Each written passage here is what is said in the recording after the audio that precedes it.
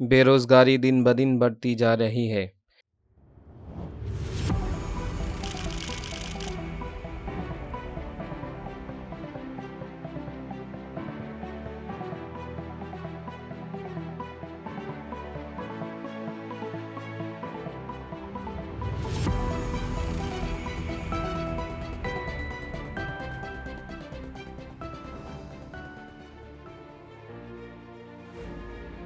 CMI की report के अनुसार अनएम्प्लॉयमेंट रेट 8% से ज़्यादा बढ़ चुकी है फरवरी 2024 में।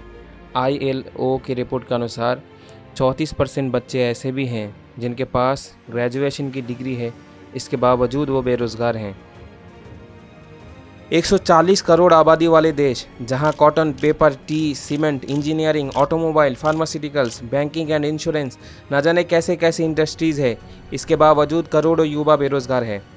आखिर इतनी बेरोज़गारी क्यों है? क्या देश में जॉब नहीं है या लोग जॉब्स के काबिल नहीं हैं? जानेंगे इस वीडियो में। सबसे पहले हम देखेंगे प्राइवेट सेक्टर्स में जहां टर्नओवर करोड़ों में होता है, वहां सालाना कितने जॉब्स क्रिएट होते हैं।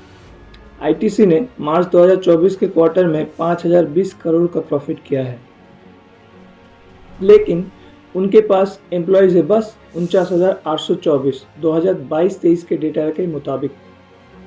इन्फोसिस, जिसने 7,969 करोड़ का प्रॉफिट किया है, लेकिन 2023 में कोई नया नौकरी नहीं दिया है। अदानी, जिसका सालाना टर्नओवर 30,000 करोड़ से भी ज़्यादा है, उनके पास सिर्फ 45,000 एम्प्लॉयज़ हैं। हिंदुस्तान यूनिलीवर, जिसका नाम आपने तो सुना ही होगा, फाइनेंशियल ईयर 2023 में 10,000 करोड़ से भी ज़्यादा मुनाफा किया है, लेकिन उनके पास एम्प्लॉयज़ है सिर्फ 21,000 लोग। यानी ये सब कंपनियां तो प्रॉफिट तो कमाता है, लेकिन देने के लिए ज़्यादा नौकरी नहीं होता है। जिनको जॉब्स देती है उन पर इतना प्रेशर रहता है कि वो जॉब छोड़ने के कगार पर पहुंच जाते हैं। इन्फोसिस के सीईओ ने तो यहाँ तक कहा कि एम्प्लॉयज़ को हफ्ते में 70 घंटे तक काम करना चाहिए। Youngsters must say, this is my country. I want to work 70 hours a week. सिर्फ यही नहीं, लेऑफ्स की वजह से लोग अपने नौकरियां गंवा रहे हैं। Scores of corporate sector employees are being laid off, especially in big tech companies. जिसकी वजह से युवा बहुत ही परेशान हैं। 2023 में सिर्फ टेक इंडस्ट्री से ही 2,40,000 जॉब्स का ले ऑफ हुआ है। एक्सपर्ट्स की माने तो 2024 तक ये संख्या और भी बहुत बढ़ सकता है। 2023 saw a massive wave of layoffs. In the tech industry alone, 240,000 people lost their jobs. 2024 is off to a brutal start, which means more layoffs could come.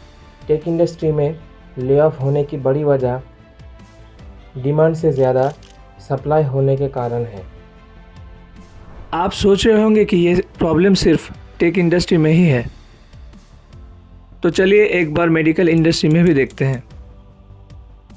Times of India की रिपोर्ट के अनुसार NEET UG exam देने वाले student की संख्या 21 लाख था, लेकिन MBBS plus BDS के सिर्फ 1.4 लाख था।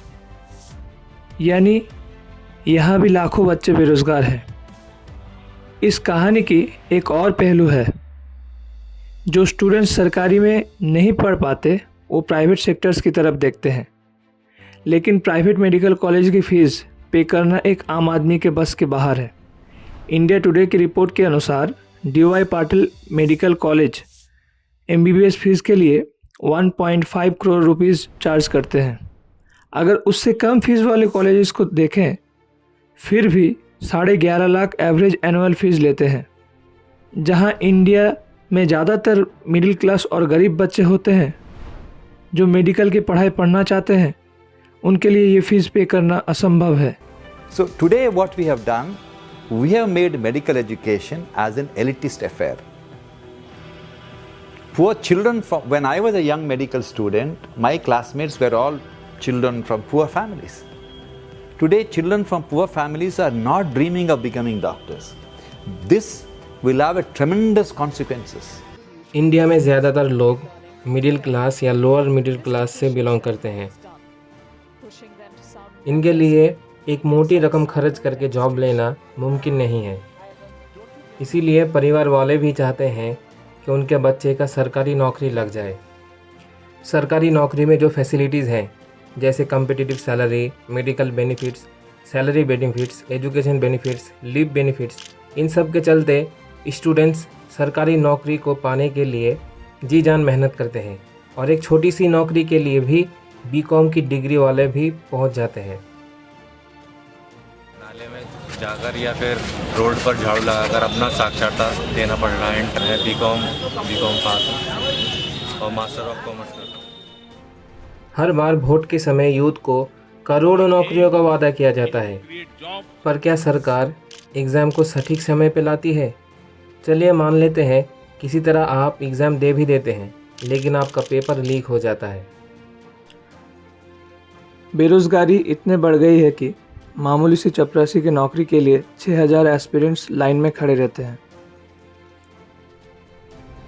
Let's turn to tonight's Get Real India story.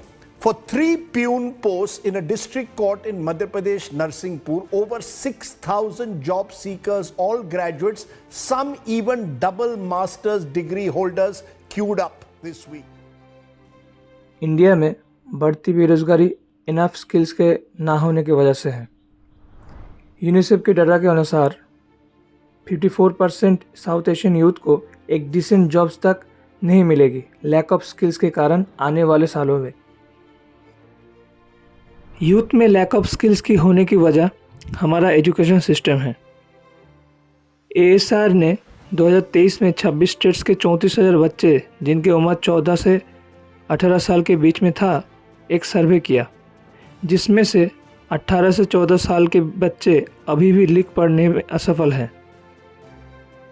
25% बच्चे स्टैंडर्ड 2 लेवल के टेक्स्ट को अपने रीजनल लैंग्वेज में पढ़ने में असफल हैं। 34% बच्चे ही सिर्फ सिंपल डिवीजन प्रॉब्लम को सॉल्व करने में सफल रहे। एक नए सर्वे में यह पता चला है कि भारत के ग्रामीण इलाकों में 8वीं से 12वीं कक्षा में पढ़ने वाले 1/4 छात्र कक्षा 2 की किताबें भी ठीक से पढ़ नहीं पाते। इंडिया टुडे की रिपोर्ट के अनुसार इंडिया का 80% से ज़्यादा का यूथ इंजीनियरिंग पास आउट होकर किसी भी जॉब के लायक नहीं होते। ऐसा इसलिए है क्योंकि देश में इंजीनियरिंग कॉलेजेस का इंफ्रास्ट्रक्चर की कमी है। ऑल इंडिया सर्वे के अनुसार 184 कॉलेज ऐसे थे जिसमें से 50% से ज़्यादा सीट्स वेकेंट थे। ऐसे में इंजीनियर्स का नौकरी ना होना स्वाभाविक है। वैसे तो सरकार कई दफ़ा सरकारी स्कीम्स लेके आती है बेरोज़गारी दूर करने के लिए। सरकार कहती तो है वोकेशनल ट्रेनिंग के ज़रिए हम रोज़गार बढ़ाएंगे, पर वोकेशनल ट्रेनिंग है क्या? मित्रों, आज एक बहुत बड़ा फैसला कैबिनेट ने किया है कि national council for vocational education and training को सेटअप करने का फैसला किया है। वोकेशनल ट्रेनिंग एक ऐसी ट्रेनिंग लेने की जगह है जहां से ब्यूटिशियन, मोबाइल रिपेयरिंग जैसे स्किल सीख कर आपको जॉब मिल सकती है। ऐसी स्कीम्स में भी महज 20% ही हिस्सेदार होते हैं। नेशनल अप्रेंटिसशिप प्रमोशन स्कीम्स, जिसका टारगेट था 50 लाख लोगों को ट्रेनिंग देकर नौकरी दिलवाना, लेकिन बदकिस्मती से यह आंकड़ा भी सिर्फ 30 लाख तक ही पहुंचा। प्रधानमंत्री कौशल विकास योजना ये 2015 में लाया गया था, जिसका बजट था लगभग 11,000 करोड़। यहाँ से जॉब्स पाने वाले की संख्या फेज़ 1 में 18%, फेज़ 2 में 23% और फेज़ 3 में बस 10% ही रह गया। So it's not do or die, it's just that can we live with this? नहीं, ये करो या मरो वाली बात नहीं है।